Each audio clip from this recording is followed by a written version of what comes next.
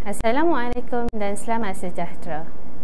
Bersama saya Cikgu Nurul Hanis, kita akan pelajari Sains Tingkatan 3 Bab 6.2 Transformer. Objektif pembelajaran kita pada hari ini ialah menerangkan fungsi transformer dalam peralatan elektrik. Pernahkah anda melihat alat ini? Yang pertama, kita ada pengecas telefon bimbit.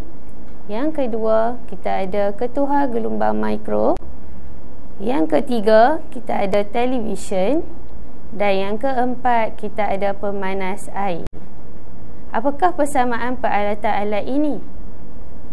Ya, sudah pasti peralatan ini semua berada di rumah anda. Apa perkaitannya? Mari kita tengok struktur dalam telefon bimbit. Di dalam struktur telefon bimbit, terdapat satu komponen yang dinamakan transformer. Apakah fungsi transformer? Mari kita kaji semua peralatan elektrik yang berada di rumah menggunakan transformer. Berikut adalah peralatan elektrik di rumah yang menggunakan transformer. Yang pertama, pengecas laptop. Yang kedua, pengecas telefon bimbit. Yang ketiga, kipas shilling.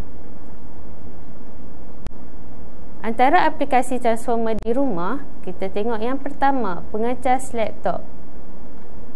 Didapati daripada kajian, voltaj yang digunakan daripada 240 volt telah turun menjadi kepada 20 volt.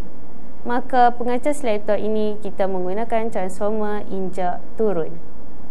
Yang kedua, kita ada pengecas telefon bimbit. Pengecas ini telah menukarkan 240 volt kepada 5 volt.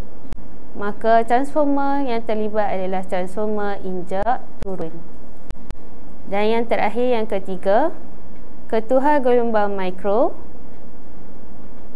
Penukaran 240 volt telah meningkat kepada 2000 volt ataupun sehingga 3 volt bergantung kepada jenis ketuhar gelombang mikro. Maka ini menunjukkan ketuhar gelombang mikro menggunakan transformer injak naik. Rumusan untuk yang pertama, fungsi transformer adalah injak naik ialah menaikkan voltan output. Yang kedua, fungsi transformer injak turun ialah menurunkan voltan output. Oleh itu, transformer penting untuk keselamatan dan kecekapan tenaga. Sekian, terima kasih.